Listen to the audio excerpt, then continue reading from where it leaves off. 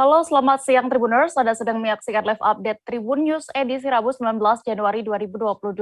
Kami akan menyajikan informasi terkini dari berbagai daerah yang akan dilaporkan secara langsung oleh reporter kami di lapangan. Bersama saya Dea Mita, inilah live update selengkapnya. Kita menuju kabar pertama, Tribuners, Polres ND berkomitmen terus mendukung percepatan vaksinasi di Kabupaten ND. Kapolres ND AKBP Albertus Andreana memberikan penghargaan kepada 3 anggotanya. Mereka dinilai aktif berpartisipasi membantu percepatan vaksinasi di Kabupaten ND. Detail informasinya akan disampaikan oleh Oris Goti, jurnalis Tribun Flores yang kini sudah bergabung bersama kami di sana. Halo rekan Oris. Halo Dea. Ya, bisa Anda uraikan siapa saja Oris yang mendapatkan penghargaan dari Kapolres ND? Iya Dea, ada 3 personil dari Polres ND yang mendapatkan penghargaan, yakni yang pertama Ibda dan Cedima, Kapolsek Wewaria, lalu yang berikut Bribka Paulus Rago, Babin Onekore, lalu yang berikut Bribka Franciscus Sodelege, Babin Mautenda, Kecamatan Wewaria. Mereka bertiga ini dinilai aktif dan berkoordinasi dengan baik dengan pihak dinas kesehatan maupun dengan puskesmas dalam percepatan vaksinasi. Nah, selain 3 anggota polisi ini, Kapolres ND juga memberikan penghargaan kepada Dr. Florentinus, yakni Kepala Puskesmas Onekore, di mana di wilayah puskesmasnya vaksinasi tahap 1 mencapai 100%. Sekian dia. Ya. Lalu terkait hal ini, apa saja sejauh ini yang sudah dilakukan oleh pihak Polres ND untuk mendukung percepatan vaksinasi ini? Iya dia. Polres ND sejak bergulirnya program vaksinasi ini memang gencar turun ke desa-desa, bahkan ke desa yang sulit dijangkau oleh akses transportasi untuk jemput bola vaksinasi warga. Nah, selain itu mereka juga punya program yakni Goes to School dan Goes to Campus untuk vaksinasi kepada anak sekolah dan juga mahasiswa-mahasiswi. Dan pada akhir 2021, pemerintah Kabupaten ND mengalami kendala dalam penginputan data manual ke aplikasi, di mana data manual sudah mencapai lebih dari 70%, sudah mencapai 70%, tetapi dalam aplikasi belum mencapai 70%. Jadi di akhir 2021 itu Polres juga membantu untuk percepatan penginputan data dari manual ke aplikasi. Dan di awal 2022 ini pemerintah Kabupaten ND sudah berhasil untuk vaksinasi dosis 1 sudah berhasil mencapai 74%. Sekian dia. Ya, terakhir Oris, bagaimana untuk capaian vaksinasi di Kabupaten ND saat ini? Dan juga kebijakan apa dari Pemkab dalam rangka juga membantu percepatan vaksinasi di sana? Ya, dia. Kepala Dinas Kesehatan Kabupaten ND, Dr. Aris Dewi Lestari, yang sudah sempat saya konfirmasi, menerangkan bahwa data manual untuk capaian vaksinasi di Kabupaten ND mencapai 74% lebih.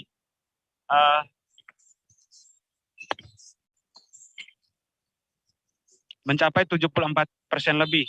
Dan untuk kebijakan pemerintah Kabupaten ND ke depan, Bupati Kabupaten ND Jahwar Ahmad menegaskan bahwa pada Maret 2022 ini menargetkan capaian vaksinasi COVID-19 untuk dosis 1 bisa 100%. Nah, kebijakan yang diambil yaitu membangun posko vaksinasi, yakni di halaman RSUD ND khusus untuk lansia, namun juga terbuka kemungkinan untuk warga umum yang belum divaksin. Lalu akan melakukan razia di fasilitas publik dan juga membangun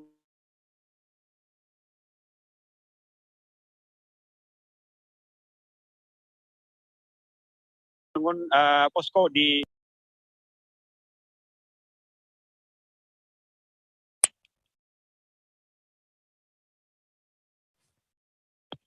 Halo Dea. Iya, baik, silakan dilanjutkan rekan Oris. Ya, saat ini pemerintah Kabupaten ND sudah mengambil kebijakan untuk membangun posko di halaman RSUD ND untuk bagi vaksinasi bagi lansia, namun terbuka kemungkinan juga untuk warga umum yang belum divaksin. Lalu akan membangun posko-posko vaksinasi di tingkat kecamatan, desa maupun kelurahan. Sekian dia. Baik, Tribuners terkait vaksinasi ini, rekan Oris Goti sudah melakukan wawancara bersama Kapolres ND dan juga Bupati ND. Berikut liputan lengkapnya untuk Anda. Harusnya bisa diikuti oleh puskesmas lainnya. Jadi hitungannya ini sebagai cambuk pendorong kita agar tahun 2022 nanti, 2022 ini kita bisa melaksanakan vaksin lebih baik lagi. Karena tantangan 2022 akan jauh lebih berat dibanding 2021.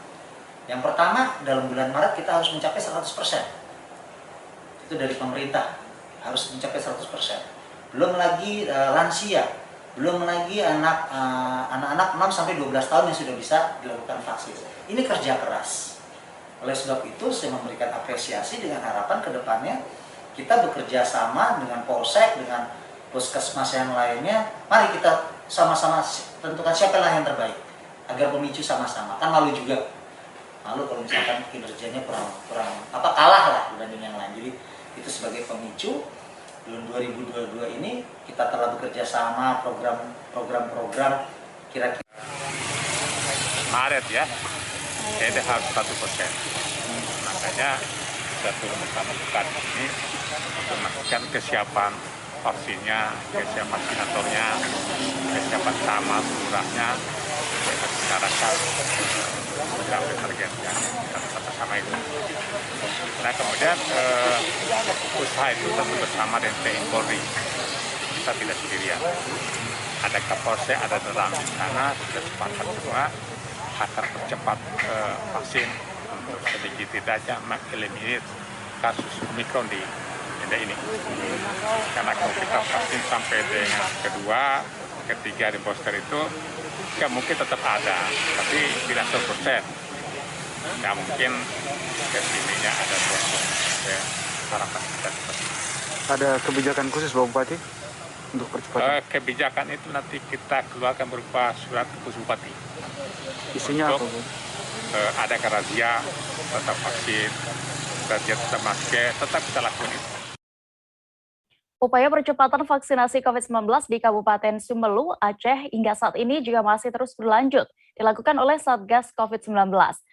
Tak terkecuali oleh jajaran TNI Polri yang siap mendampingi para vaksinator di lapangan secara door-to-door di desa binaan mereka. Dan untuk mengetahui lebih detailnya dan juga bagaimana pelaksanaan vaksinasi di sana, sudah bergabung bersama kami rekan Sari Mulyasno, jurnalis dari Serambi News yang akan menyampaikan laporan lengkapnya. Halo rekan Asno. Ya, Dea. Ya, bisa Anda informasikan dari pantauan Anda bagaimana tim vaksinator bersama personel TNI Polri ini datang ke rumah warga binaan mereka? Baik, Dea. Jadi untuk saat ini upaya percepatan vaksinasi di Kabupaten Sumelu masih berlanjut, di mana untuk lokasi-lokasi yang jauh dari pusat layanan kesehatan itu langsung didatangi secara door-to-door oleh petugas kesehatan yang turut didampingi oleh personil yakni dari Babinsa maupun Babinka Tipmas di wilayahnya masing-masing. Ya. Ya, Asno, lalu adakah warga yang langsung bersedia divaksin saat itu juga ketika didatangi oleh petugas? Baik, Dea. Untuk warga yang didatangi oleh petugas itu bersedia divaksin setelah melewati screening oleh tim kesehatan. Iya, baik. Lalu alasan warga kenapa hingga sampai saat ini belum melakukan vaksinasi? Karena baru didatangi oleh petugas, mereka baru bersedia untuk melakukan vaksinasi. Asno. Iya, Dea. Jadi untuk alasan warga ini bervariasi. Kenapa baru dapat divaksin ketika ada petugas datang ke desa mereka atau ke rumah mereka. Jadi informasi yang kami peroleh, masyarakat ini aktivitas maupun profesinya bermacam-macam. Mungkin ketika ada gerai vaksin dibuka di tingkat kecamatan maupun di desa, mereka sedang berhalangan hadir. Ada yang ke laut berprofesi sebagai nelayan, ada yang ke sawah yang berprofesi sebagai petani. Mungkin saat ada vaksinasi massal di lokasi mereka sedang tidak berada di tempat, yang akhirnya terpaksa harus didatangi. Baik, terima kasih rekan Asno untuk laporan Anda dari Sumelu, Aceh. Selamat bertugas kembali.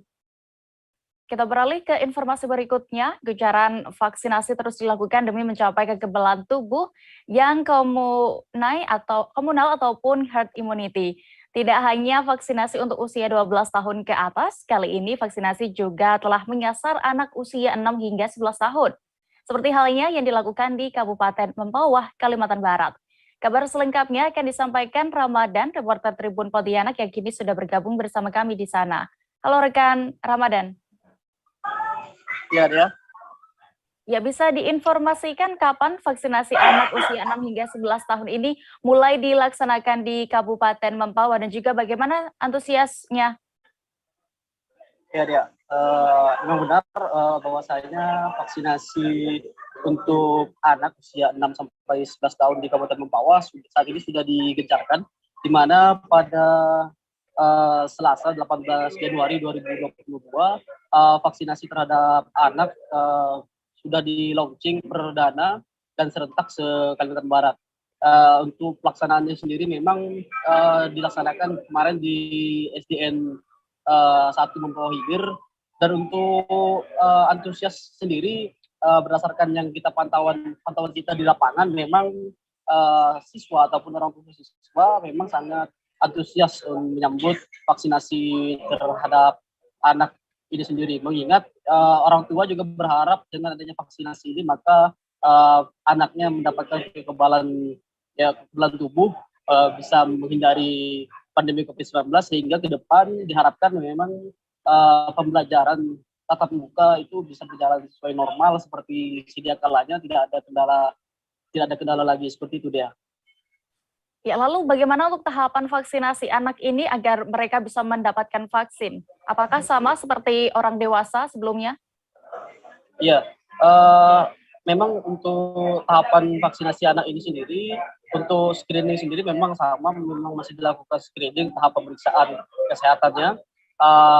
Yang membedakan di sini yaitu untuk dosis yang digunakan, di mana untuk vaksinasi anak ini digunakan 0,5 mili untuk dosis vaksinasi anak. Dan untuk vaksinnya sendiri memang menggunakan vaksin jenis dikhususkan untuk jenis Sinovac, seperti itu dia. Baik, terakhir Ramadan, berapa jumlah sasaran vaksinasi anak di Mempawah ini dan juga ditargetkan selesai kapan? Berdasarkan informasi yang kita terima dari Dinas Kesehatan, di mana vaksinasi anak di Kota Mempawah ini ditargetkan menyasar sebanyak 29.808 anak usia 6 sampai 11 tahun. Dan memang ditargetkan ini selesai pada akhir Februari 2022, itu harus digenjot, harus selesai, seperti itu dia.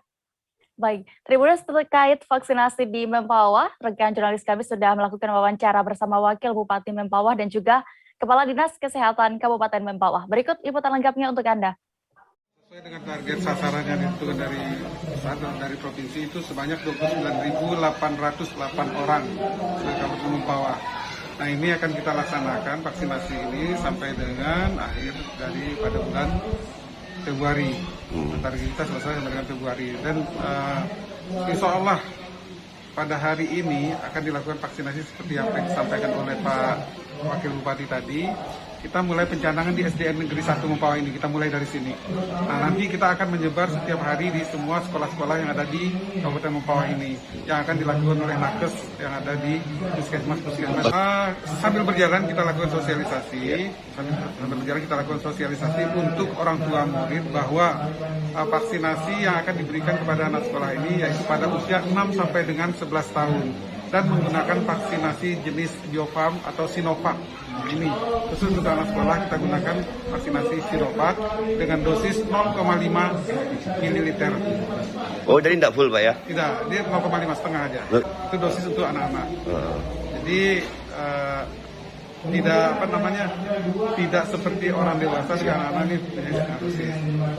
Dan nanti diulang lagi setelah 24. Assalamualaikum warahmatullahi wabarakatuh. Alhamdulillah, program pemerintah berkaitan dengan vaksinasi sejak dicanangkan pada beberapa bulan yang lalu, Kabupaten Mempawah boleh dikatakan sudah berhasil karena target yang ditetapkan kita sudah mencapai 61%. Insya Allah sesuai arahan Pak Gubernur, akhir Februari kita upayakan secara maksimal bisa tercapai sampai dengan 80%. Alhamdulillah hari ini secara bertahap, hari ini juga dicanangkan vaksinasi dari usia 6 sampai 11 tahun. Hari ini Kabupaten Mempawah dipusatkan di SD 1 yang akan divaksin kurang lebih 150. 315. Tapi hari ini 150 dan besok 200 lebih. Dan mudah-mudahan dalam jangka waktu relatif cepat ini seluruh usia 6 sampai 11 tahun ini bisa terselesaikan. Nah, oleh karena itu saya mengajak kepada seluruh petugas untuk bersama-sama melakukan kerjasama yang baik sehingga program-program vaksinasi ini akhir Februari ini selesai. Menghimbau kepada seluruh masyarakat yang ada yang wajib vaksin yang berusia 6 sampai 12 tahun, jangan ragu, jangan takut karena vaksin itu tidak membahayakan dan menguatkan serta mengebalkan tubuh dari virus-virus yang saat ini sedang berada di daerah kita ini. Jadi sekali lagi saya mengajak kepada seluruh orang tua masyarakat yang memiliki anak ya putra-putri 6 sampai 11 tahun supaya wajib. Murid SD Negeri 20 Tanjung Pandan, Bangka Belitung menerima vaksinasi dosis pertama. Pihak sekolah bekerja sama dengan Dinas Kesehatan dan Polres Belitung. Sebelum disuntik vaksin jenis Sinovac, para murid ini didampingi orang tua mereka menjalani screening kesehatan.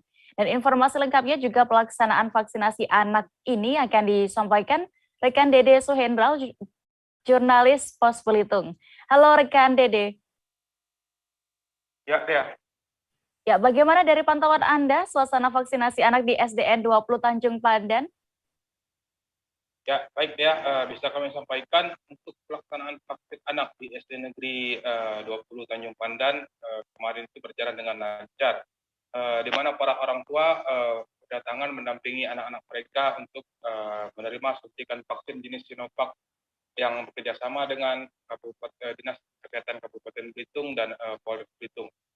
Sebelum menjalani vaksin, para anak-anak terlebih dahulu menjalani screening pemeriksaan kesehatan.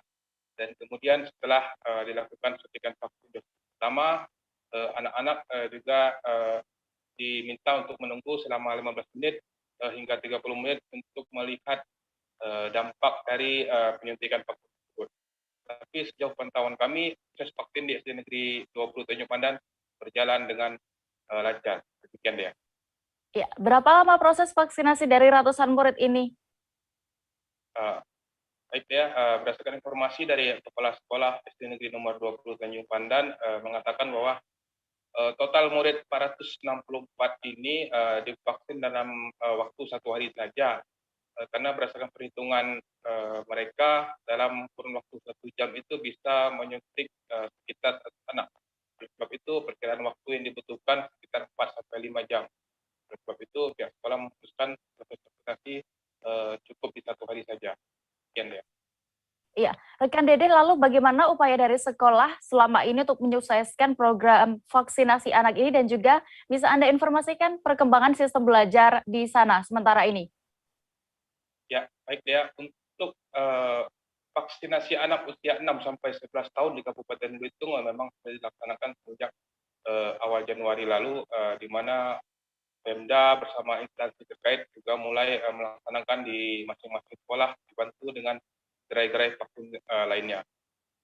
Setelah mendapat arahan dari dinas teknis, pihak sekolah juga melakukan sosialisasi kepada orang tua terkait dampak dan dukungan dari para orang tua untuk menyukseskan program tersebut. Untuk sementara ini, berdasarkan informasi, sistem belajar mengajar di sekolah SD Negeri nomor 20 Tanjung Pandan ini tetap secara normal, di mana tiap kelas itu jika muridnya melebihi 22 orang, maka akan dipecah menjadi 2 kelas. Namun jika murid di bawah 22 orang, tetap dilaksanakan belajar mengajar satu kelas dengan ketentuan protokol kesehatan yang ketat. Demikian dia. Baik, Tribuners, terkait hal ini berikut kami tampilkan keterangan lengkap dari Kepala SDN 20 Tanjung Padan, Halmaria yang berhasil didapatkan rekan Dede. Berikut selengkapnya. COVID-19. Ada dibagi berapa bagian Bu? 2. Dari mana aja Bu? Dari Dinas Kesehatan dengan kepolisian. 464 siswa. Semuanya divaksin. Iya. Mendukung. Apa dari pihak sekolah juga ada sosialisasi? Ada. Ada ya? Iya. Semoga orang tua siswa mendukung semua kegiatan dari di sekolah SD 20 negeri ini. Kami bukan 6 kelas, 18 kelas. Iya. Iya, 3 rombel. Jadi gini, kalau muridnya di atas dari 20 ke atas, dibuat 2 rombel. Tetapi kalau dia hanya 22, 1 rombel. Tribuners, kami jeda sejenak dan akan kembali dengan informasi pilihan lainnya hanya di Live Update Tribun News. Oke, apa kabar Bang Ariski di sini untuk strateginya? Kalau saya sendiri di Jumip 37 ini yang semalam baru mulai, saya udah pasti. Sebenarnya aku nggak ngerasain penangkapan atau penggerebegan atau apapun itu. Karena gini loh, posisinya aku kriteria. Jadi kita mengenal disebut dengan stroke yang tidak berdarah dengan stroke yang berdarah. Stroke yang tidak berdarah itu biasanya ditandai dengan adanya penyumbatan. Kalau itu terjadi di sini mungkin pikirnya tidak ke situ kali ya. Tapi kalau di Korea atau di Kamboja itu ada beberapa paper yang saya itu Mas, ya dulunya tukang koran. Oh gitu ya. Tukang koran. Ya, saya baca itu Pak. Tuh kan pernah baca kan? Ya. Jadi kalau saya jadi pangdam itu udah bersyukur banget. Si anak ini dijadikan sebagai tersangka begitu. Ya kalau ini kita bicara yang di luar kasus Situbondo ya. Dengan nama hujan shower, di mana terdapat batas jelas antara daerah hujan dan tidak hujan yang biasanya terjadi pada fase awal mature stage atau tahap berbahaya itu Kang. Jadi mulai artinya terjadinya perlembekan. Nah itu untuk penetrasi akan sulit gitu ya. Dok saya ini menurut saya memang tidak mudah, bukan urusan tanah diambil. Kalau misalnya Amerika Serikat sekarang Rasulullah mengatakan dalam sebuah hadis bahwa berpuasa di 6 hari Syawal itu. Oke, apa kabar Bang Ariski di sini untuk strateginya? Kalau saya sendiri di Jumip 37 ini yang semalam baru mulai, saya udah pasti. Sebenarnya aku nggak ngerasain penangkapan atau penggerebegan atau apapun itu. Karena gini loh, posisinya aku kriteria. Jadi kita mengenal disebut dengan stroke yang tidak berdarah dengan stroke yang berdarah. Stroke yang tidak berdarah itu biasanya ditandai dengan adanya penyumbatan. Kalau itu terjadi di sini mungkin pikirnya tidak ke situ kali ya. Tapi kalau di Korea atau di Kamboja itu ada beberapa paper yang saya itu Mas, ya dulunya tukang koran. Oh gitu ya. Tukang koran. Ya, saya baca itu Pak. Tuh kan pernah baca kan? Ya. Jadi kalau saya jadi pangdam itu udah bersyukur banget. Si anak ini dijadikan sebagai tersangka begitu.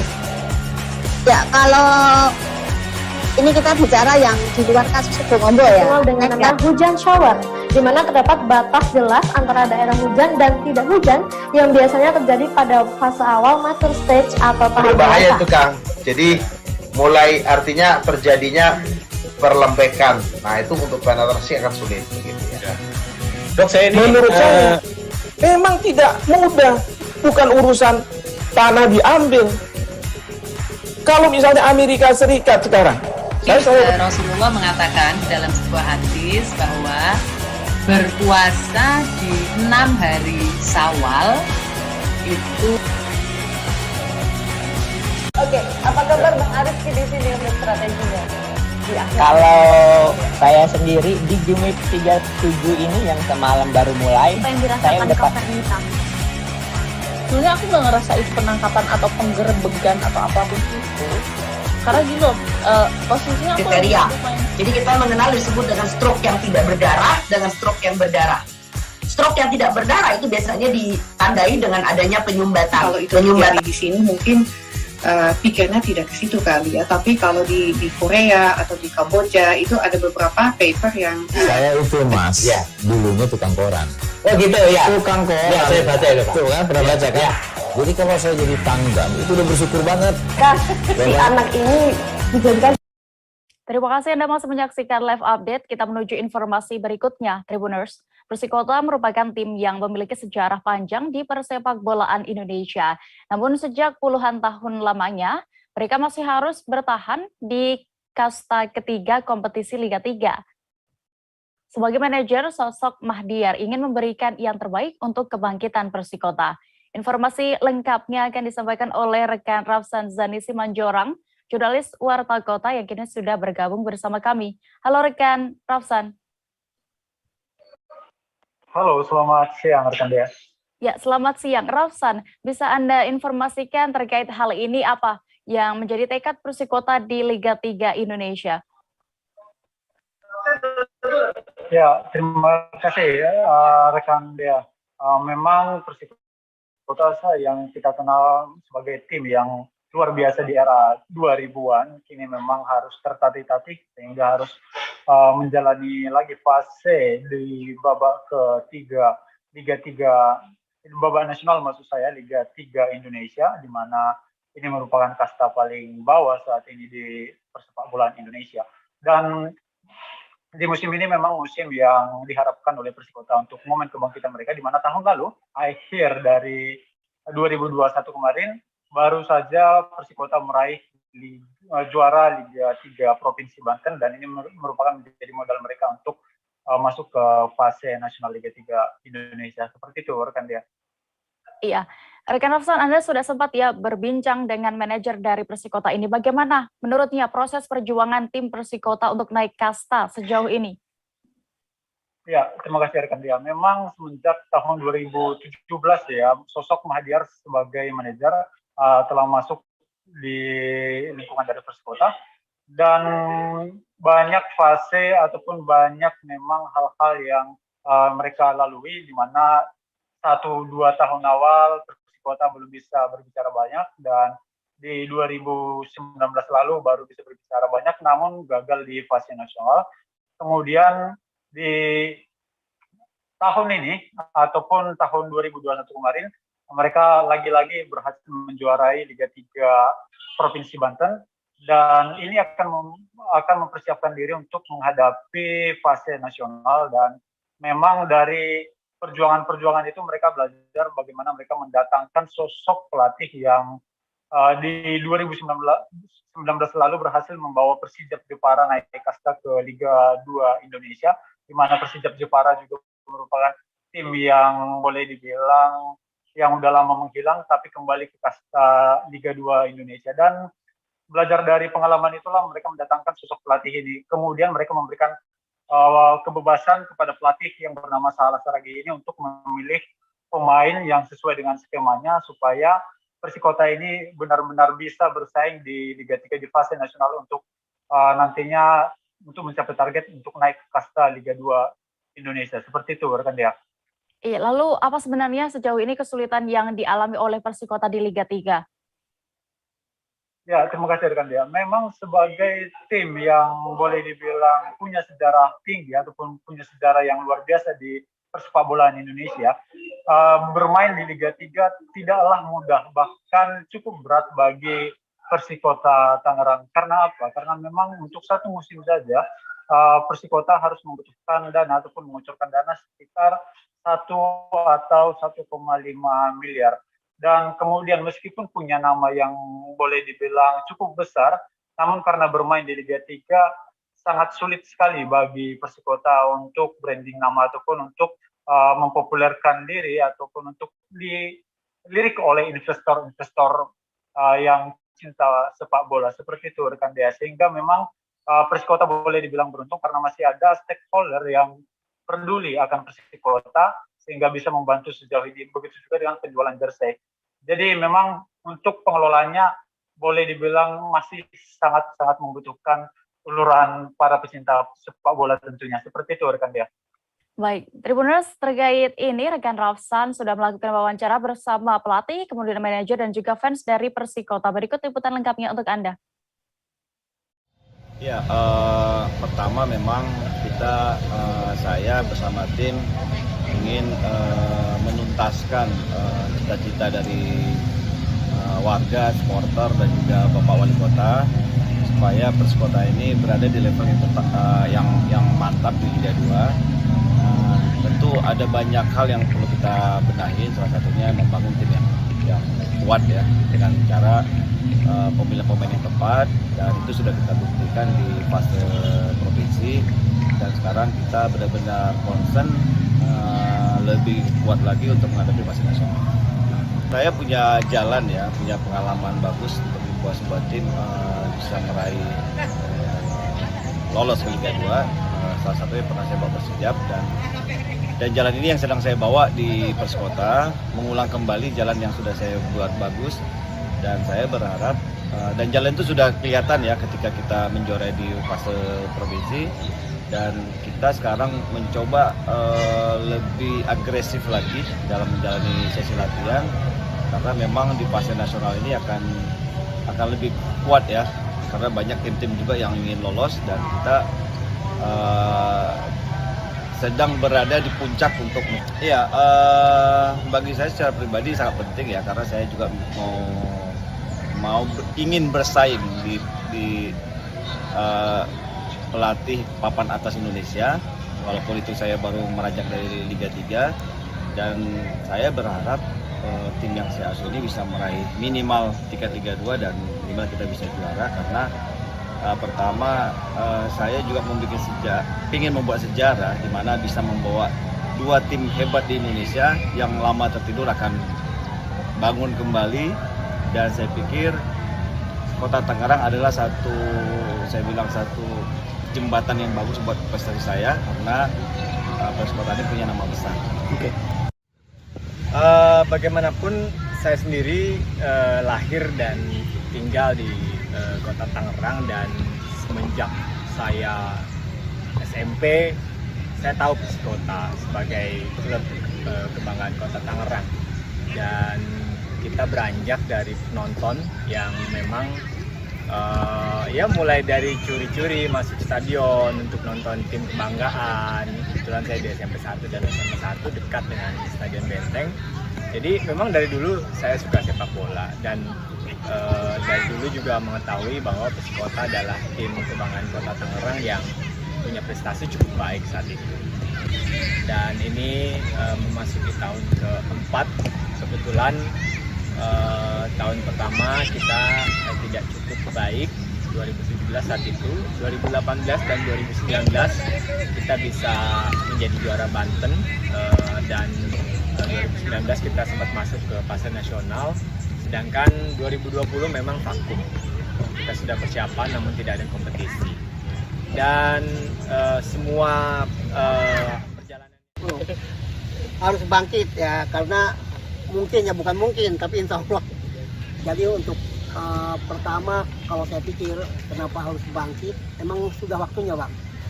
Soalnya udah sekian lama Persikota ini menurun aja. Jadi masyarakat itu rindu, supporter rindu dengan Persikota itu sendiri ya. Karena masuk Bang, menjiwai.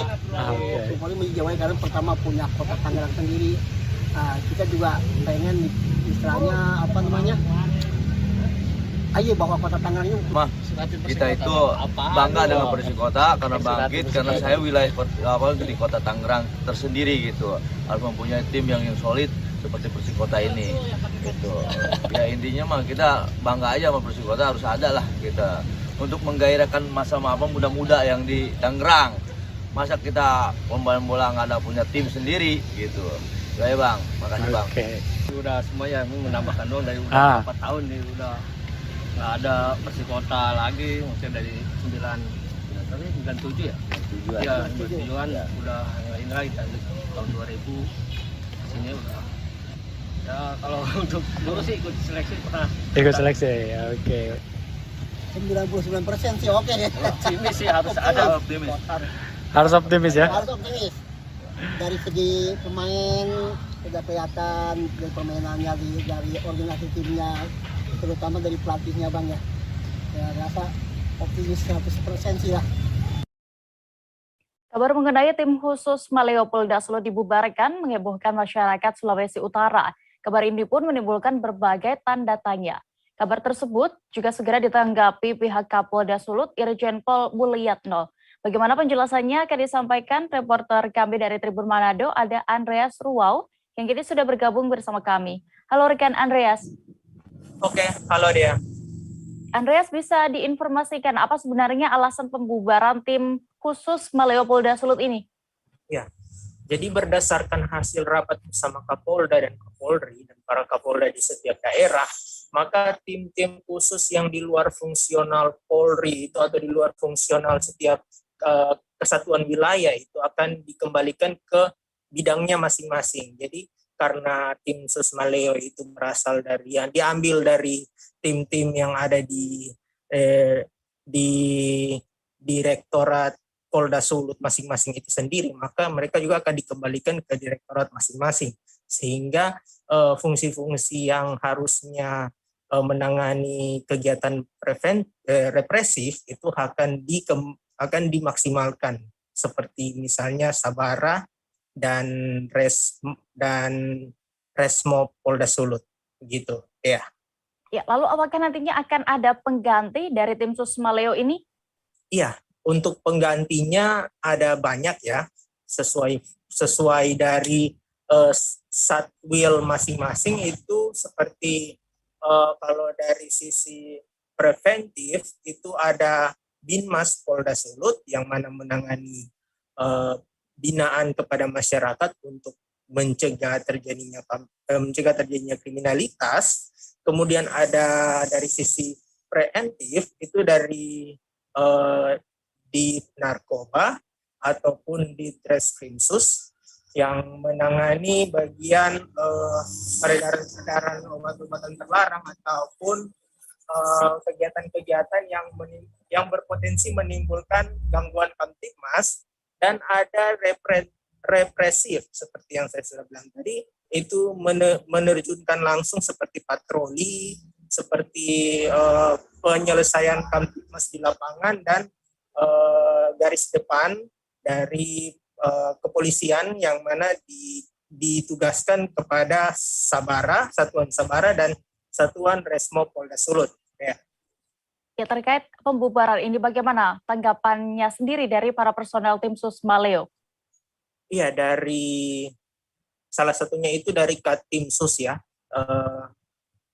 Kompol Eli, salah satunya itu dia mengatakan bahwa mereka hanya bisa menerima keputusan dari Kapolda, dan saat ini mereka sedang melakukan persiapan mengurus administrasi pengembalian inventaris untuk nantinya akan dikembalikan dan akan difungsikan kepada satuan masing-masing. Dan mereka juga mempersiapkan segala sesuatu seperti berkas-berkas yang sudah mereka kumpulkan dan arsip-arsip yang sudah mereka data selama 2 tahun bertugas. Ya. Baik, Tribuners, terkait pembubaran tim Sus Maleo Polda Sulut ini, rekan Andreas sudah melakukan wawancara bersama pihak terkait. Berikut keterangan lengkapnya. Jadi terkait upaya-upaya untuk penegakan hukum secara represif judisial tentunya harus dilakukan oleh fungsi reserse kriminal. Ya, ini yang dimaksud dengan mengoptimalkan fungsi terkait. Jadi fungsi pembinaan masyarakat dilakukan oleh fungsi preemptif. Ya, preemptif hanya dilakukan oleh fungsi Binmas. Sedangkan preventif, kegiatan-kegiatan preventif pencegahan ini dilakukan oleh fungsi Sabara, seperti patroli, ya, patrol. Ini yang dilakukan. Jadi bukan oleh fungsi-fungsi lain di luar dari fungsi terkait. Nah, ini yang menyebabkan kenapa tim Sus Maleo tentunya dikembalikan, dan kita akan mengoptimalkan fungsi yang ada. Ya. Kehadiran Maleo sendiri, Pak, bermanfaat kepada masyarakat selama mereka berada melakukan tugas dari kacamata pimpinan? Dari hasil evaluasi sementara ini tentunya itu menjadi evaluasi ke dalam kami. Ya, nanti tentunya evaluasi ini akan menjadi bahan dari pimpinan untuk menindaklanjuti terkait dengan fungsi-fungsi yang ada. Beralih ke kabar berikutnya, Satu pelaku pengeroyokan dan penusukan korban, Farhan, anggota klub motor NMAX Gajah, berhasil ditangkap.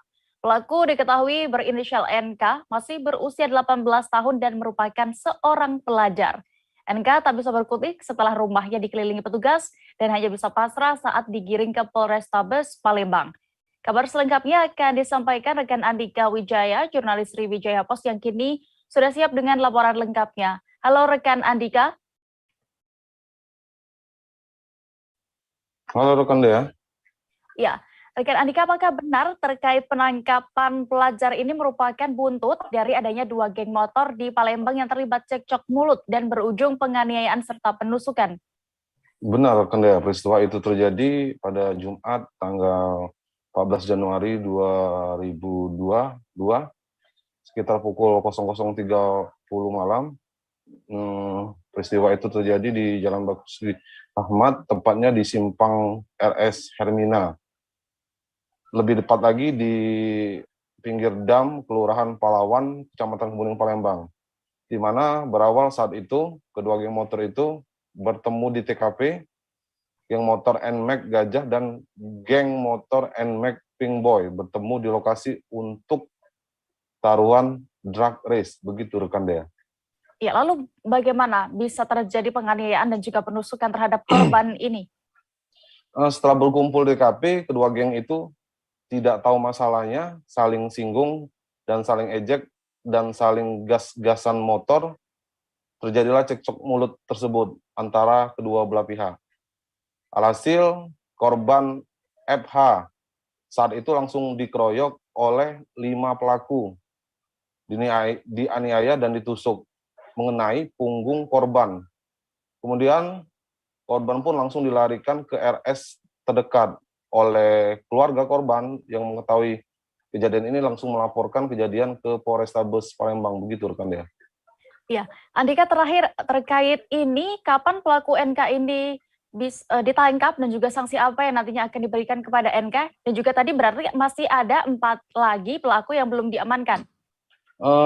Benar Dea, dari hasil penyelidikan unit Pidum dan Tekap 134 Polrestabes Palembang, pelaku ini berjumlah 5 orang dan 1 sudah ditangkap dengan inisial NK, seorang pelajar. Dan untuk keempat identitas pelaku saat ini sudah dikantongi dan tetap masih akan dilakukan pengejaran.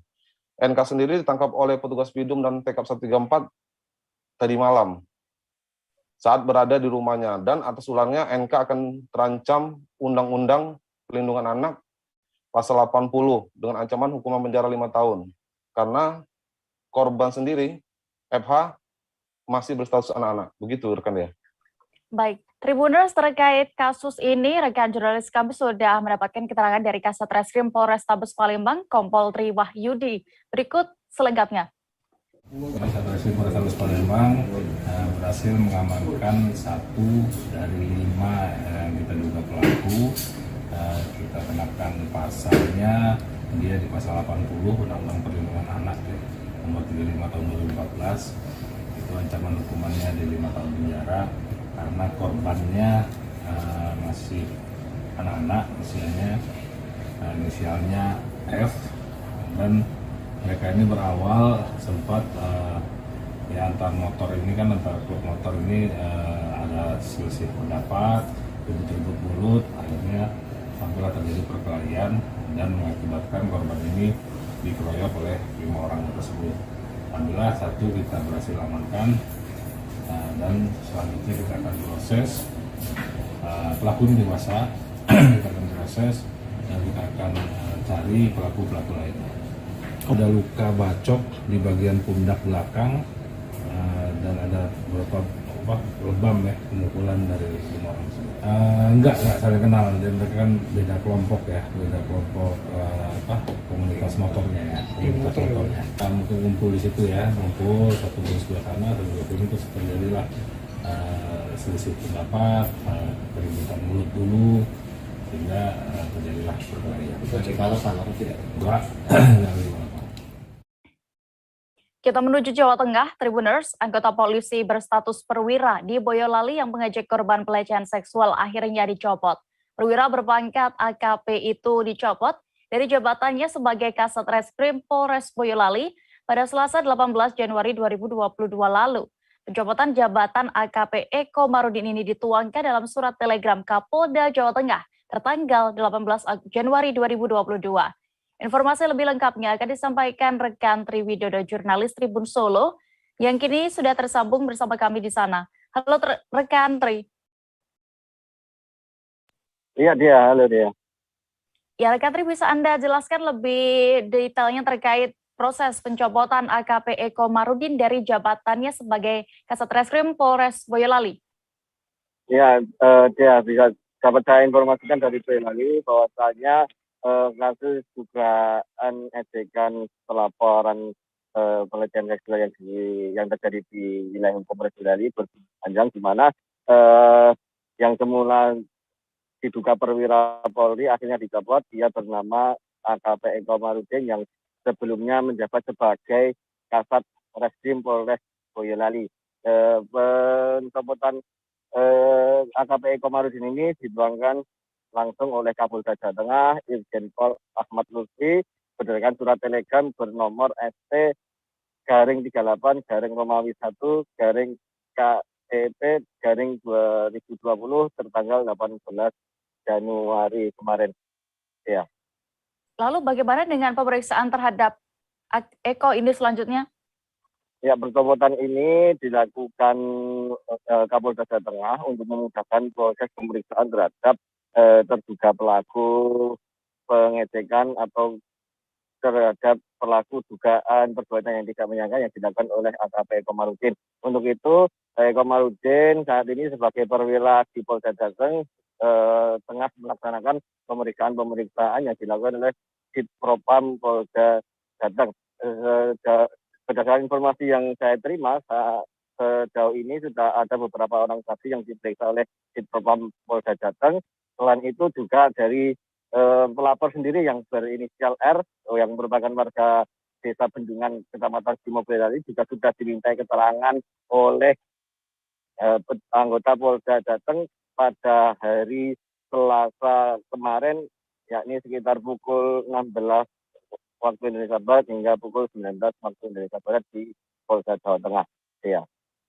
Baik, lantas bagaimana rekan Tri dengan pimpinan Satuan Reskrim Polres Boyolali saat ini? Apakah sudah ada penggantinya?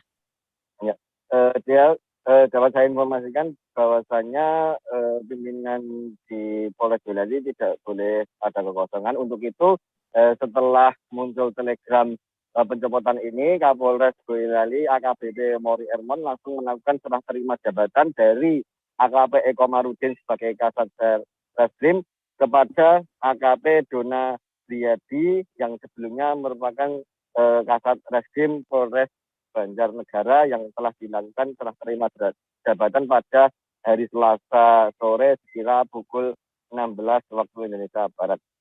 Ya. Baik, Tribuners, terkait kasus ini, rekan jurnalis kami sudah melakukan wawancara bersama Kapolres Boyolali AKBP Mori Erman. Berikut liputan lengkapnya untuk Anda. Masih kita dalami. Ada beberapa informasi yang masuk ke kita yang kemarin kita sampaikan kepada teman-teman media bahwasannya saya belum melihat fakta-faktanya, data-data bukti-buktinya, bukti hukumnya. Nah, setelah kita laksanakan kegiatan pemeriksaan, pendalaman, memang untuk TKP terkait dengan pelapor ini bukan di wilayah Kabupaten Boyolali, tapi di wilayah Kabupaten Semarang. Ya, tapi kita berkoordinasi dengan Polres Semarang terkait dengan bukti-bukti yang kita dapatkan. Dan alhamdulillah data sudah kita dapat, termasuk bukti-bukti pendukung lainnya. Saya minta bantuan besok kita sudah bisa dapat hasilnya. Seperti itu. Koordinasi dengan pihak penasihat hukumnya masih belum bisa diterima hari ini. Nanti rencananya hari ini dilanjutkan. Itu saat korbannya, pelapor, pelapornya Mas. Ya, bersangkutan itu telah melakukan pelanggaran atau pelecehan tersebut. Kemudian itu dulu yang kita fokuskan. Setelah kita pemeriksaan itu kita dapat, kemungkinan nanti akan di backup dengan Propam Polda. Dan selanjutnya kita akan melaksanakan pemeriksaan terhadap saksi-saksi yang mengetahui kejadian tersebut. Dan ini kan Pak Eko sementara dicopot, dinonaktifkan untuk jabatan Kasat Reskrimnya di PJ atau langsung ada pejabat? Oh, copot, ada pengganti, langsung pengganti. Ada penggantinya. Di surat telegramnya ada. Saya belum sempat lihat surat telegramnya. Saya yakinkan tadi pagi juga Bapak Kapolda sudah doorstop di Polda. Beliau sudah menyampaikan. Mungkin singgah sebentar nanti di Polres baru kita lihat ada TR-nya. Yang jelas penggantinya kalau saya dengar itu dari mantan Kasat Banjarnegara ya, Banjarnegara, Kasat Serse Banjarnegara, seperti itu. Polda Lampung menetapkan seorang warga Banjar Agung Kabupaten Tulang Bawang sebagai tersangka kasus penghasutan dengan lisan ataupun tulisan. Penghasutan ini terkait peristiwa persekusi jemaat gereja saat pelaksanaan ibadah di Tulang Bawang. Dalam kasus ini, polisi menyita barang bukti berupa video rekaman. Detail informasinya akan disampaikan oleh reporter Tribun Lampung, ada Joviter Husin yang kini sudah bergabung bersama kami. Halo rekan Joviter. Halo Dea. Bisa Anda informasikan proses penetapan tersangka penghasutan dan dalam peristiwa persekusi jemaat gereja ini? Apa dasar hukum yang dipakai sebenarnya dan juga berapa total saksi yang sebelumnya juga sempat diperiksa? Ya, untuk penetapan tersangka sendiri berdasarkan dari pemeriksaan yang dilakukan oleh Direktorat Kriminal Umum Polda Lampung, di mana tersangka IM atau Imron ini sudah 2 kali melakukan pemeriksaan oleh penyidik di Direktorat Kriminal Umum. Tersangka IR ditetapkan tersangka setelah diperiksa 22 saksi dari pihak gereja di Tulang Bawang. Adapun dasar penetapan ini karena perbuatan tersangka melanggar pasal 14 Undang-Undang tahun 1945, pasal 160 KUHP dan pasal 158 KUHP. Demikian ya. Lalu dari pemeriksaan polisi ini, apakah yang kini sudah ditetapkan tersangka ini baru sekali melakukan penghasutan dan persekusi ataukah memang sudah pernah melakukan sebelumnya, Joviter? Ya, dari hasil pemeriksaan diketahui bahwa tersangka telah melakukan persekusi atau hujatan untuk jemaat gereja itu berawal dari pertengahan tahun 2020. Berlanjut sebanyak 3 kali, di mana puncaknya itu di saat perayaan Natal atau 25 Desember kemarin. Tersangka sendiri sebagai provokator untuk mengajak sejumlah rekannya melakukan penghalangan peribadatan di gereja yang ada di Tulang Bawang. Demikian ya. Jovita, terkait hal ini, akankah kemungkinan nanti ada tersangka lain karena saat ini tersangka pertama ini mengajak teman-temannya? Ya, dari keterangan Kasubdit 1 Kamnek Polda Lampung, AKBP Dodon mengungkap bahwa ada kemungkinan tersangka lain dalam perkara tersebut. Namun yang jelas pihaknya masih melakukan pemeriksaan terhadap tersangka maupun rekan tersangka yang diduga terlibat dalam penghalangan peribadatan tersebut. Demikian Dea. Baik, Tribuners, terkait hal ini, rekan jurnalis kami sudah mendapatkan keterangan dari Kasubdit 1 Kamnek AKBP Dodon Priyambodo. Berikut keterangan lengkapnya. Kemudian pada malam harinya tanggal 25 sekitar jam 21, sekelompok orang yang dihasut tersebut melakukan pemalangan terhadap pintu-pintu gereja, sehingga kegiatan selanjutnya dari kegiatan gereja GPI Tulang Bawang ini tidak dapat dilakukan. Adapun argumen dari pihak tersangka ataupun para pelaku persekusi ini, mereka menggunakan persyaratan SKB 2 Menteri untuk menghentikan kegiatan gereja, di mana sebenarnya SKB 2 Menteri Agama dan Menteri Dalam Negeri nomor 8 dan 9 tahun 2006 tersebut sifatnya hanyalah pedoman kepada kepala daerah untuk menjaga kerukunan, dan tidak ada sanksi pidananya, tidak ada, namun hanya sifatnya administratif, sifatnya pembinaan dan pemberitahuan.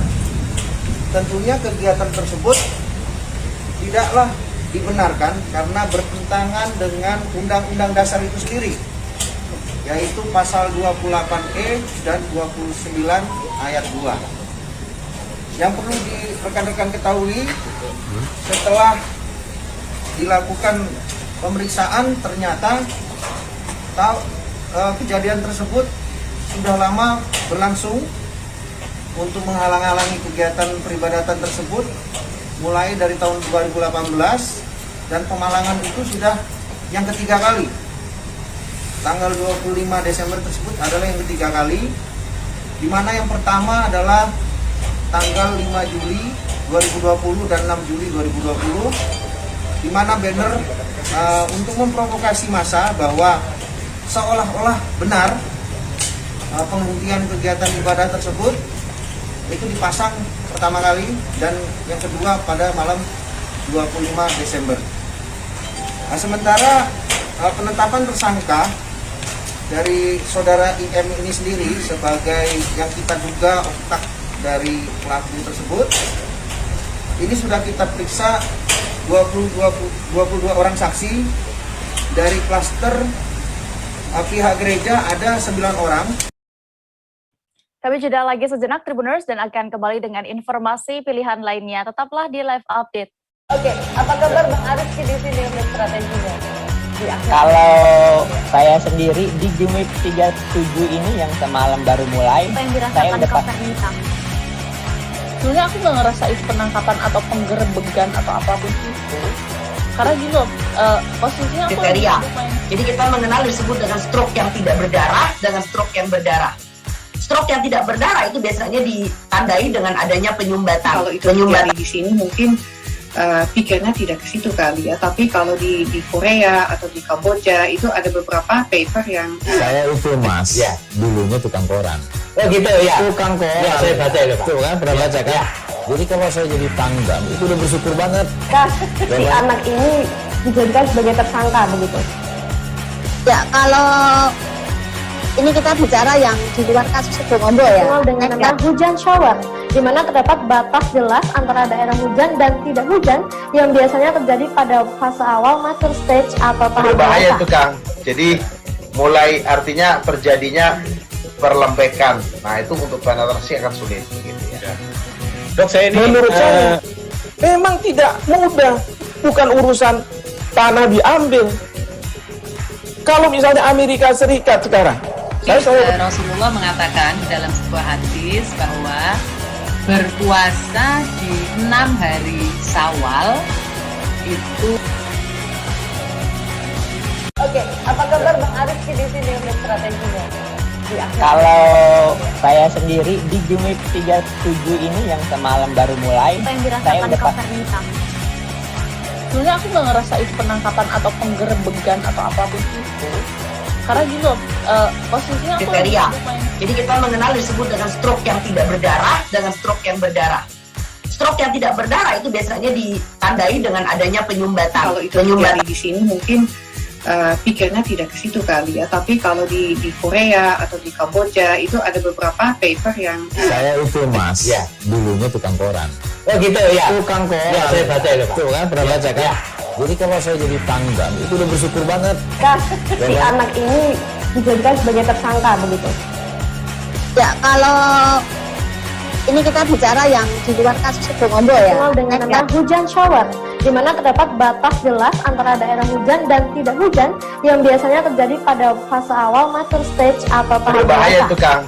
Jadi mulai artinya terjadinya perlembekan. Nah itu untuk penetrasi akan sulit gitu ya. Dok, saya ini menurut saya memang tidak mudah, bukan urusan tanah diambil. Kalau misalnya Amerika Serikat sekarang, Rasulullah mengatakan dalam sebuah hadis bahwa berpuasa di 6 hari Syawal itu. Oke, apa kabar Bang Arief di sini untuk strateginya? Kalau saya sendiri di Jumip 37 ini yang semalam baru mulai, saya udah sebenarnya aku nggak ngerasa itu penangkapan atau penggerebegan atau apapun itu. Karena gini loh, posisinya kriteria. Jadi kita mengenal disebut dengan stroke yang tidak berdarah dengan stroke yang berdarah. Stroke yang tidak berdarah itu biasanya ditandai dengan adanya penyumbatan. Kalau itu terjadi di sini mungkin pikirnya tidak ke situ kali ya, tapi kalau di Korea atau di Kamboja itu ada beberapa paper yang Saya itu mas, dulunya tukang koran. Oh gitu ya. Tukang koran. Ya, saya baca itu Pak. Tuh kan, pernah baca kan? Ya. Jadi kalau saya jadi pangdam, itu udah bersyukur banget. Si anak ini dijadikan sebagai tersangka begitu.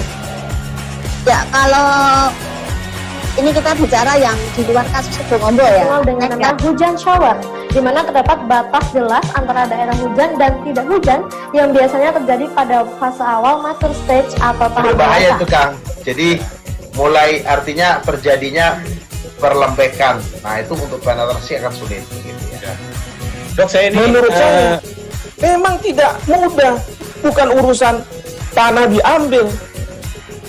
Kalau misalnya Amerika Serikat sekarang, Rasulullah mengatakan dalam sebuah hadis bahwa berpuasa di 6 hari Syawal itu. Oke, apa kabar Bang Arif di sini untuk strateginya? Kalau saya sendiri di Jumip 37 ini yang semalam baru mulai, Apa yang saya dirasakan udah kapan ini, Kang? Sebenarnya aku nggak ngerasa itu penangkapan atau penggerebegan atau apapun itu, karena gini loh, posisinya aku Kriteria. Jadi kita mengenal disebut dengan stroke yang tidak berdarah dengan stroke yang berdarah.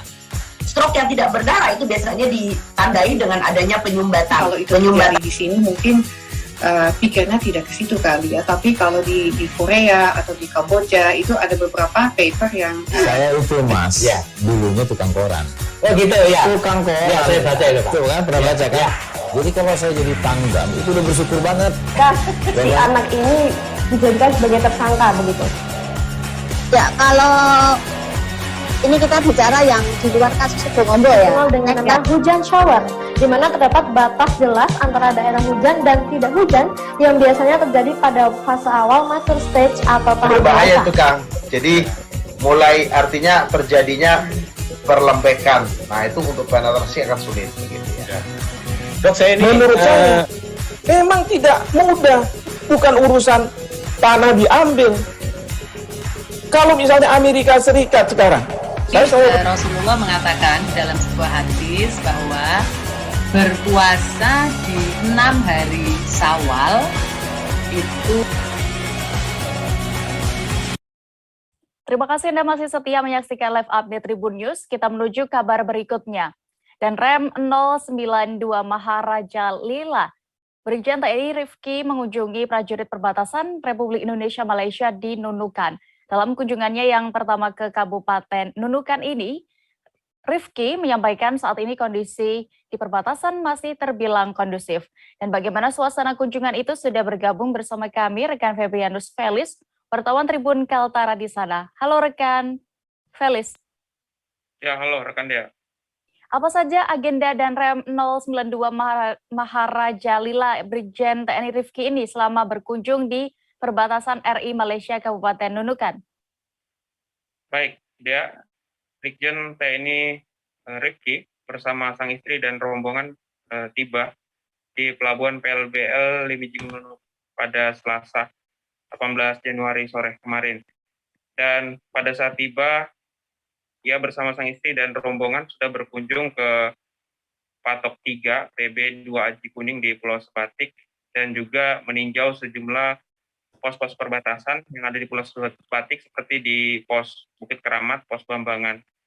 Dan setelah dari sana, mereka juga mengunjungi atau meninjau langsung Makodim 0911 di Sungai Fatima dan juga langsung menuju Koti Satgas Pamtas. Dan Rifki juga menyempatkan waktu maksud saya untuk berkunjung ke mengecek langsung Rusunawa yang selama ini menjadi tempat penampungan sementara pekerja migran Indonesia dari Malaysia dan juga meninjau langsung kondisi di Pelabuhan Tunontaka Nunukan. Dan saat ini Brigjen TNI Rifki bersama sang istri dan rombongan sudah dalam perjalanan pulang kembali ke Tanjung Selor. Begitu dia. Ya, lalu apakah ada catatan khusus dari Brigjen TNI Rifki ini setelah meninjau sejumlah pos-pos tadi yang Anda sebutkan? Ya, untuk Brigjen TNI Rifki sendiri berhubung karena baru menggantikan posisi dan rem sebelumnya, Brigjen TNI Suratno, sehingga Rifki menyampaikan bahwa beliau hanya menjalin silaturahmi terlebih dahulu terhadap Satuan Tiritoler Kodim maupun Satgas Pamtas, sehingga belum bisa menyampaikan banyak hal terkait kondisi perbatasan. Namun mengenai agenda hari ini, untuk tinjauan sementara masih hanya di seputar pos-pos perbatasan dan juga Kotis dan juga Makodim. Begitu dia. Iya, terakhir Felis, apa saja pesan yang disampaikan Brigjen Rifki ini pada para prajurit di perbatasan saat kunjungan pertama kalinya ini di Nunukan? Ya, Rifki juga meminta agar prajurit di perbatasan, baik itu Kodim maupun Satgas Pamtas, untuk tidak terlibat di dalam peredaran narkoba, mengingat Nunukan ini menjadi pintu masuk peredaran narkoba dari negeri jiran Malaysia. Termasuk di samping menjaga perbatasan juga, Rifki mengatakan kemungkinan ada ancaman-ancaman dari negara tetangga, sehingga dia meminta prajurit untuk selalu siap siaga, baik itu personel, material, dan juga senjata. Dan paling penting juga, kata Rifki, untuk prajurit selalu menjaga kesehatan agar maksimal di dalam melakukan penjagaan perbatasan RI Malaysia. Begitu dia.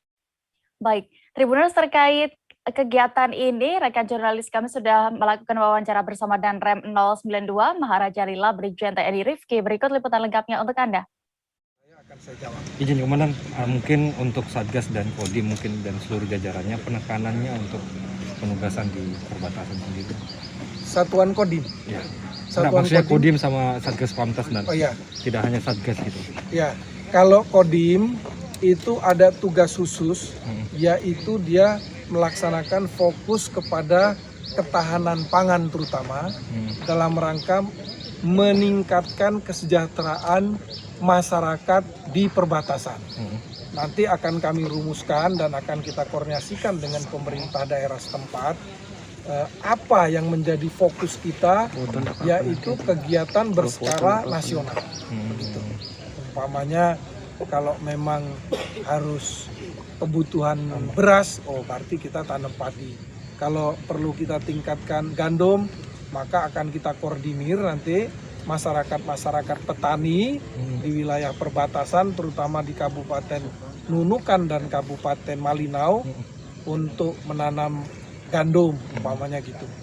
Tetapi tugas umum seperti biasa, di mana di dalam Undang-Undang TNI nomor 34 tahun 2004 itu ada namanya tugas operasi militer selain perang. Di dalam OMSP itu ada 16 poin. Di antaranya adalah membantu kepolisian, membantu pemerintah daerah, menjaga perbatasan negara, itu rutin ada 14 poin. Untuk Satgas sendiri? Kalau Satgas udah jelas, dia menjaga perbatasan wilayah negara tidak boleh bergeser berkurang sejengkal tanah pun. Pertama, yang kedua sudah jelas terhadap masyarakat kita, baik yang menyeberang ke negara tetangga maupun pelintas batas yang dari negara tetangga ke tempat kita. Nah, sekarang ini kan sedang terjadi pandemi corona, itu juga menjadi tugas tambahan. Nasib malang dialami 3 orang wanita di Kelurahan Tua Tunu Indah, Kecamatan Gerunggang, Kota Pangkal Pinang, Kepulauan Bangka Belitung. Mereka menjadi korban pelecehan oleh pria yang tak dikenal. Satu di antara korban merupakan ibu 1 anak. Untuk mengetahui lebih detailnya, sudah bergabung bersama kami rekan Cepi Marlianto, wartawan Bangka Pos yang akan menyampaikan laporan lengkapnya. Halo rekan Cepi. Halo rekan Dea. Bisa dijelaskan terkait bagaimana awal mula ada 3 IRT informasinya di Pangkal Pinang yang menjadi korban pelecehan ini?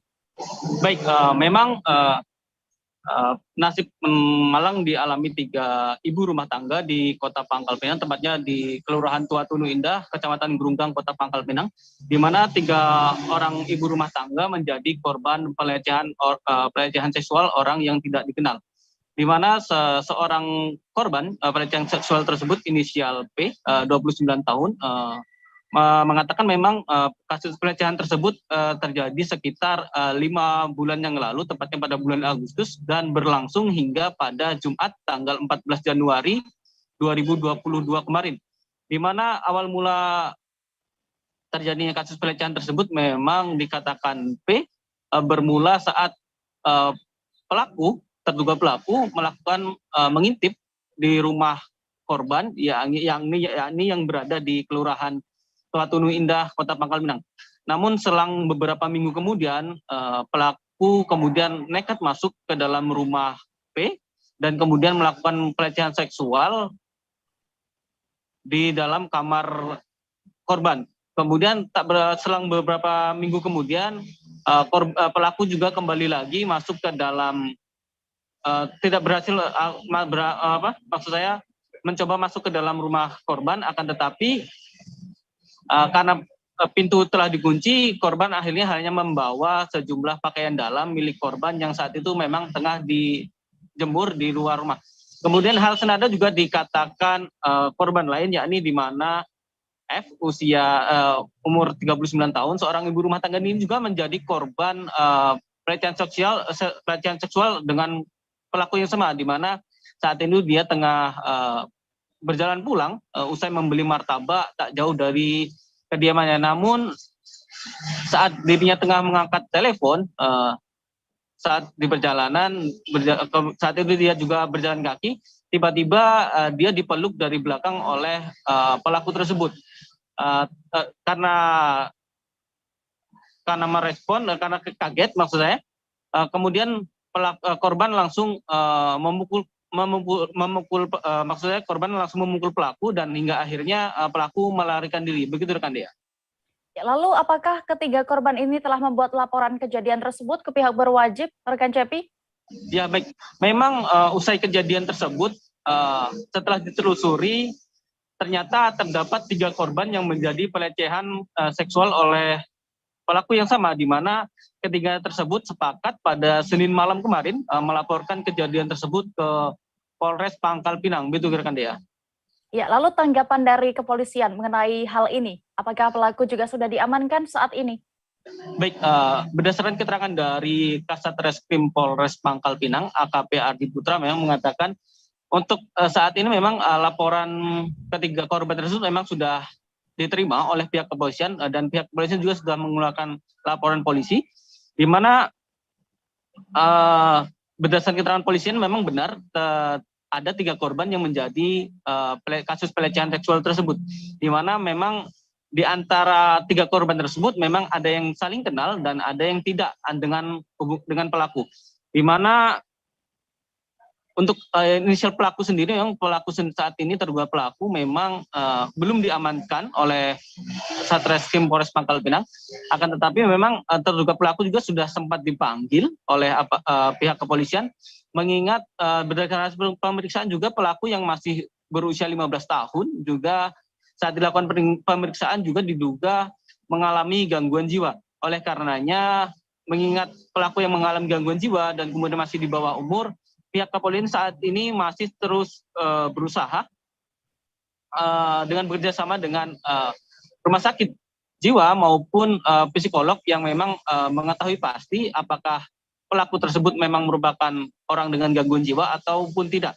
Oleh karenanya, kemudian mengingat pelaku yang masih di bawah umur, juga pihak kepolisian juga masih terus melakukan penyelidikan sebagaimana mestinya. Begitu rekan Dea. Ya, terkait kasus ini, Tribuners, rekan Cepi sudah melakukan wawancara bersama Kasat Reskrim Polres Pangkal Pinang, AKP Adi Putra. Berikut liputan lengkapnya. Mendapatkan laporan dari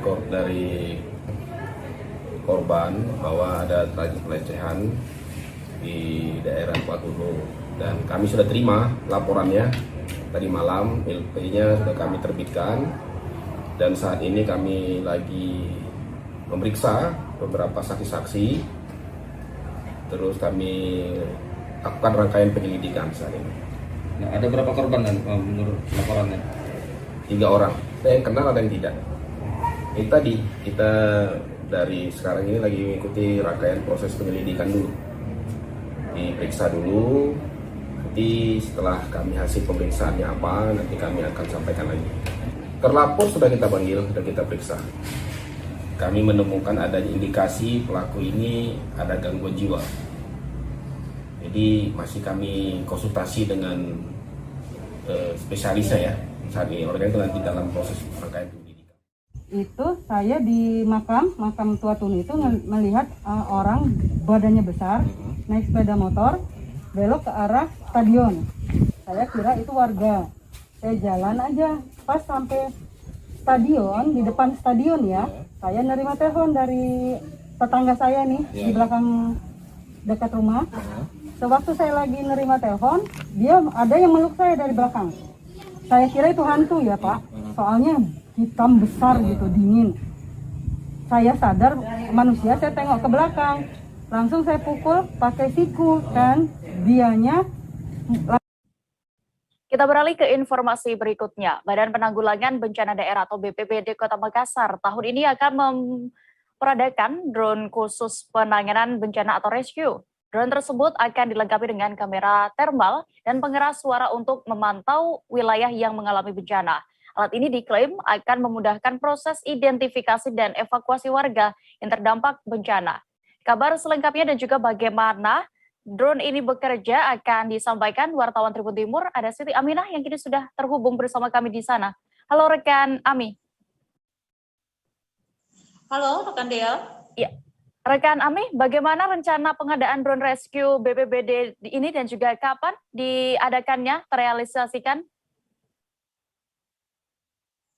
Baik, Halo? Dea dan Tribuners dapat saya sampaikan pemerintah Kota Makassar pada tahun ini akan membeli atau mengadakan 2 unit drone rescue yang akan digunakan untuk melakukan penanganan terhadap bencana yang ada di Kota Makassar.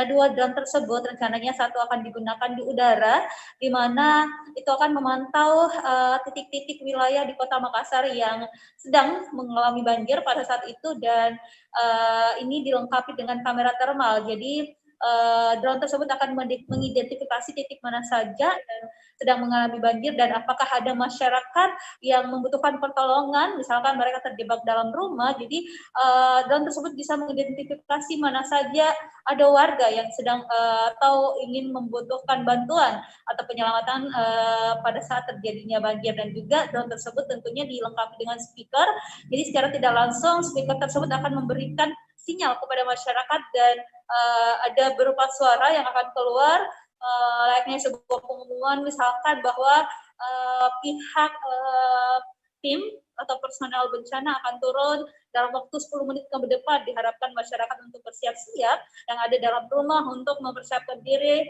agar bisa dievakuasi oleh tim bencana. Jadi drone tersebut betul-betul dihadirkan untuk membantu proses identifikasi maupun evakuasi bencana yang terjadi di Kota Makassar.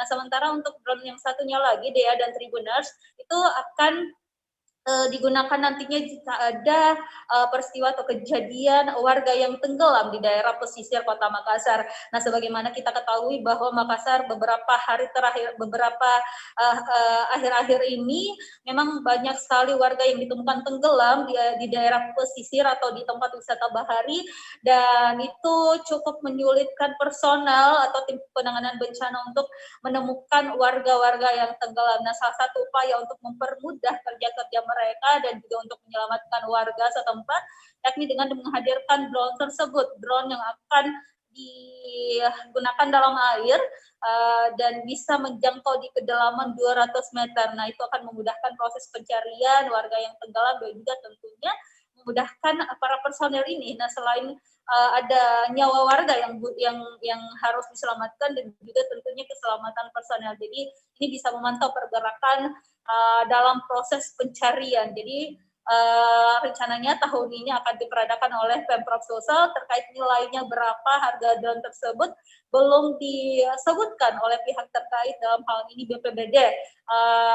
Mereka sebutkan kemarin sekitar puluhan juta, tapi belum jelas di kisaran berapa. Ya, lalu apa saja kebutuhan rescue mendesak untuk penanganan bencana di sana?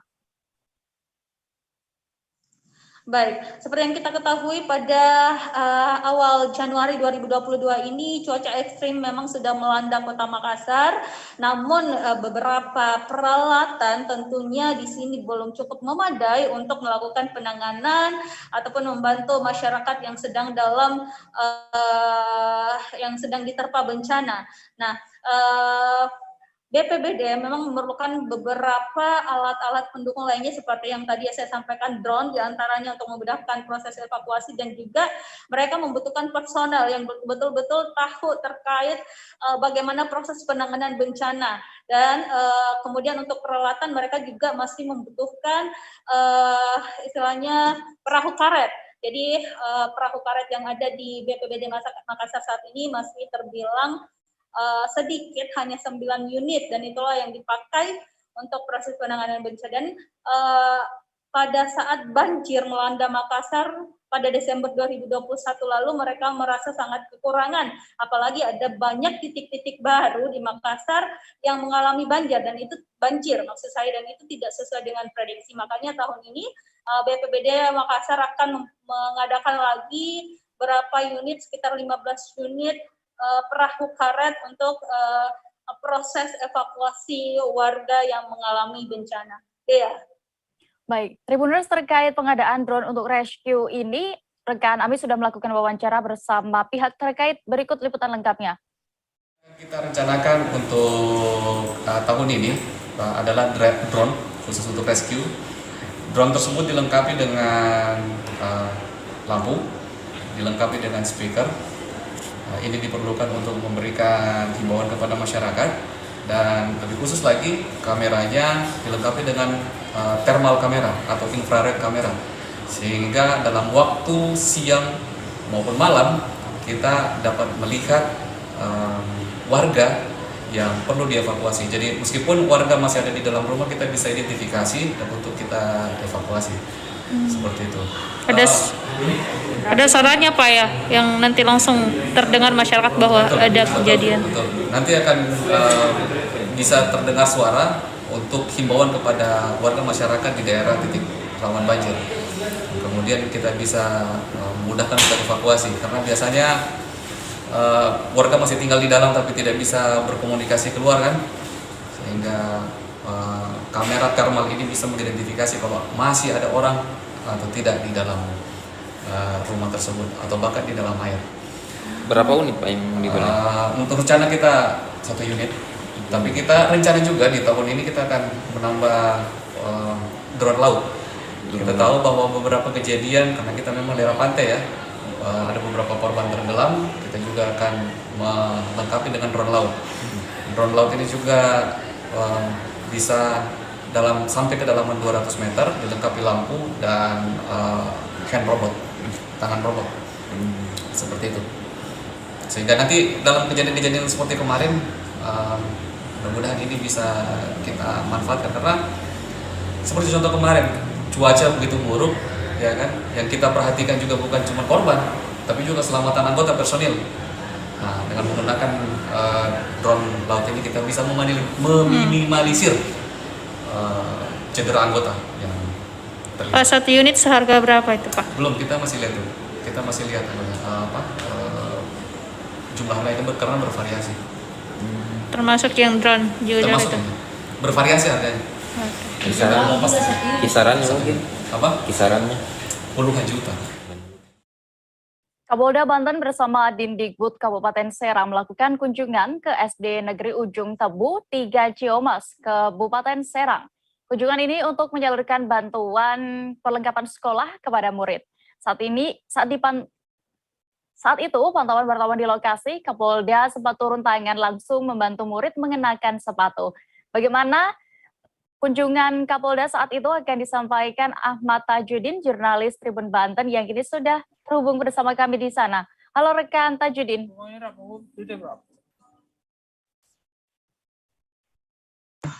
Halo rekan Dea dan Tribuners. Iya, rekan Tajudin, bisa Anda gambarkan bagaimana pantauan Anda di lokasi saat Kapolda Banten mengunjungi SDN Ujung Tebu 3 Ciamas ini? Baik rekan Dea, Kapolda Banten Irjen Pol Rudi Haryanto baru saja mengunjungi SDN Negeri Ujung Tebu 3 Ciomas Kabupaten Serang, di mana pada kunjungannya ini kemarin Selasa 18 Januari 2022 Kapolda Banten mengunjungi SDN Ujung Tebu ini didampingi dengan beberapa Kapolres jajaran dan juga Dindik Kabupaten Serang. Kunjungannya sendiri sekitar pukul 9 pagi, Kapolda Banten baru saja datang di sekolah SDN Ujung Tebu. Kemudian kedatangannya sendiri disambut oleh para siswa-siswi yang ada di sana. Mulai dari guru-guru dan juga para murid, kedatangan Kapolda disambut dengan begitu sorak-sorai oleh siswa di sana, Dea. Ya, lalu selain memberikan bantuan perlengkapan sekolah ini, bagaimana respon para murid di sana?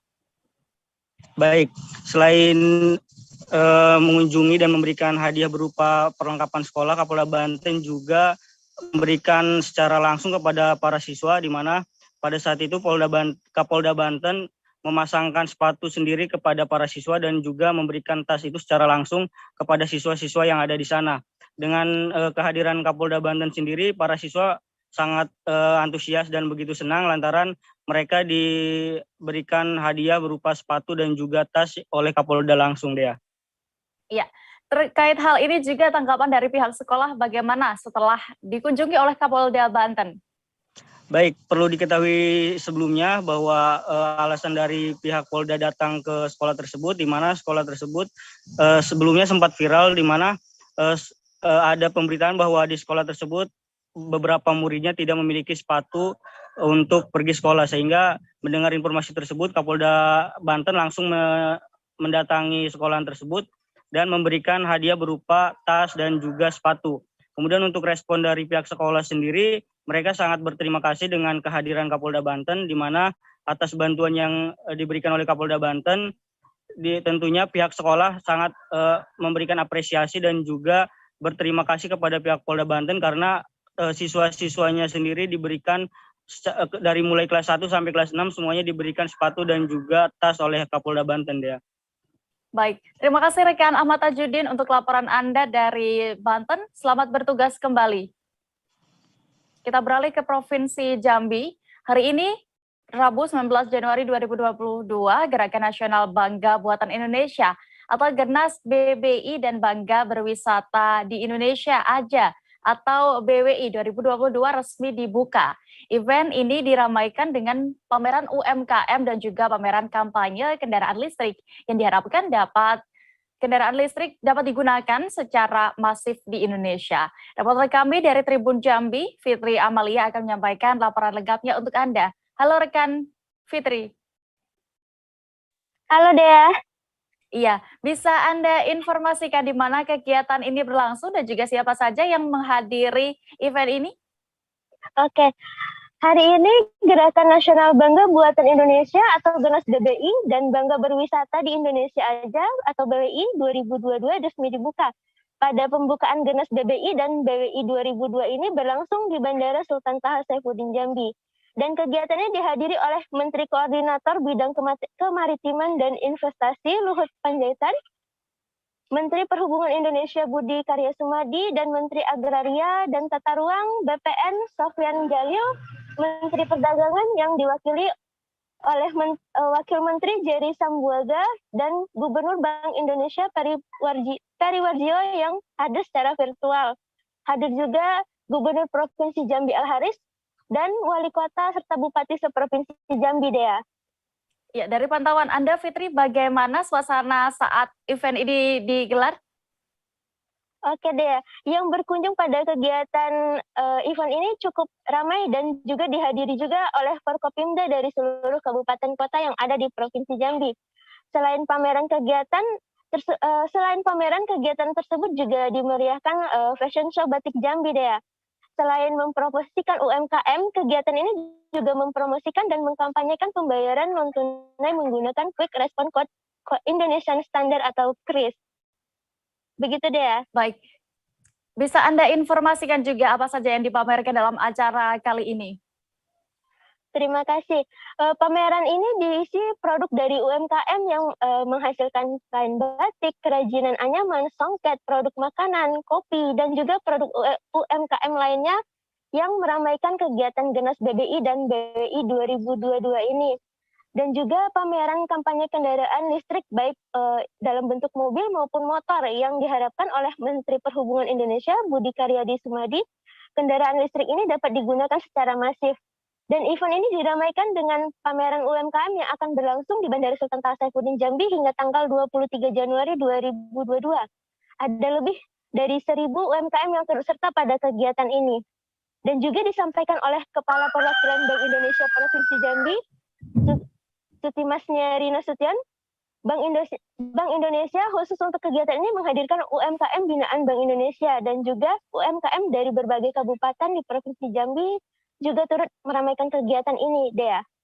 Baik, terkait kegiatan ini Tribuners, rekan Fitri sudah melakukan wawancara bersama Sutimasnya Rina Sution selaku Kepala Perwakilan Bank Indonesia Provinsi Jambi yang juga datang di acara tersebut. Berikut liputan lengkapnya untuk Anda. Pemerintah daerah provinsi. Nah, BI khusus untuk ini tentunya menghadirkan UMKM, desain acaranya dari awal sampai akhir, termasuk juga untuk kegiatan fisiknya di acara kick-off hari ini. Setelah itu kita masih punya kegiatan sampai 3 bulan ke depan sampai harvesting, namanya harvesting itu panen. Kita akan melakukan pelatihan digitalisasi UMKM untuk mereka onboarding ke marketplace, untuk ekspor dan lain sebagainya. Jadi akan ada lagi expo-expo di luar hari ini di berbagai tempat. Sampai nanti 3 bulan berikutnya kita akan laporkan ke pusat berapa sudah penjualan UMKM, berapa UMKM yang dilatih untuk onboarding, apakah ada business matching, dan berapa sudah ekspornya. Seperti itu. Target kita Bu untuk UMKM ada berapa onboarding ini? Onboarding kita minimal 1.000 sampai 3 bulan ini dilakukan pelatihan sampai onboarding. Untuk onboarding mereka. Kalau untuk kegiatan hari ini berapa UMKM ini Bu? Hari ini UMKM-nya, kalau UMKM yang kita kurasi di sini binaan Bank Indonesia 10, kemudian ditambah lagi beberapa dari Dekranasda. Nah, kalau di sana di sekeliling bandara ada 30 sekian UMKM dari berbagai kabupaten yang ada di sini. Target ke depan tentunya kita semakin cinta dengan bangga dengan buatan Indonesia, mencintai produk-produk lokal, tentunya akan mengembangkan UMKM, mempromosikan mereka harus naik kelas, kualitasnya semakin bagus, mereka diterima produk. Tribuners, informasi tadi sekaligus menutup perjumpaan kita dalam live update siang ini. Dan lantaran masih di tengah keadaan pandemi, kami kembali mengingatkan Anda untuk selalu menerapkan protokol kesehatan dimanapun berada. Jangan lupa juga Tribuners, saksikan live update berikutnya pukul 4 sore di seluruh kanal YouTube Tribun Network. Saya Diamita, mewakili kru yang bertugas pamit. Terima kasih dan sampai jumpa. Jangan lupa like, subscribe, dan share ya!